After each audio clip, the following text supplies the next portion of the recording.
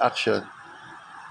Good afternoon, all my compatriots in the Philippines and the world. Today is May 12, 2025, the Philippine national and local midterm elections. And today, this morning, I was granted the grace and the blessing to offer this gift from the Interfaith Prophetic Philippine Dao Digong Temple, headed by our beloved Grandmaster Thomas Leyan. And now, later on, you will find out how a youth is being formed. Something wonderful will be known and experienced in the Philippines for the world. Today, from the Quezon City, Twin Hearts of Jesus and Mary Parish, I am here with this gift, the Philippine flag. You see, this is now a blessed one because I will also use this in all my other ceremony. Because to share with you the forever gratitude of the nation and the world to the Interfaith Prophetic Philippine Dao Digong Temple. Because in this very temple indeed, we launched the St. Joseph Barangay Education. And by God's grace, there will be a youth group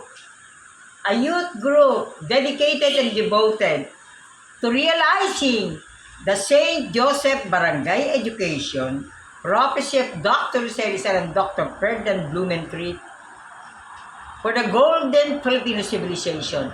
Because this project, the phototext publication, was launched in this very temple. And so, my beloved compatriots, during the lecture, and of course, the ceremony, the magnificent ceremony of our Grand Master Thomas Leyan offering the Philippines and the Philippine midterm national and local elections. You cannot imagine the power that we experience. I was given the grace and the blessing to experience it, especially the chanting, the powerful chanting, followed by the magnificent lecture that reminded me of the Philippine public intellectual Randy David. Randy David, public intellectual, columnist of the Philippine Daily Inquirer and other achievements.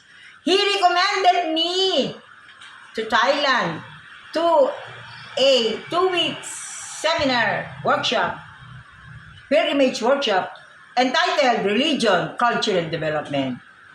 Randy David told me, you are not there as the chair of the UP Diliman English Department and Comparative Literature. You are there because of your publication on the ancestral, sacred, ancestral, spiritual brotherhoods. The kapatiran, the spiritual brotherhoods, to whom our Grandmaster Thomas Leyan is dedicated with compassion, love, and service.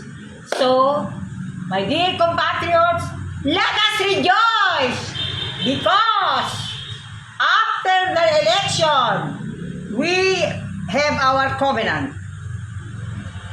By God's grace, I already have a youth group of the Interfaith Prophetic Philippine Dao Digong Temple to make it possible the St. Joseph Barangay Education. I cannot mention their names, but in soon time, because we will honor and nurture these new leaders, national and local, the spiritual resources, the contemplation, what I experienced in the Interfaith Philippine Prophetic Philippine Dao Digong Temple must be shared in the entire Philippines and the world. Amen. Di ba tama na yun?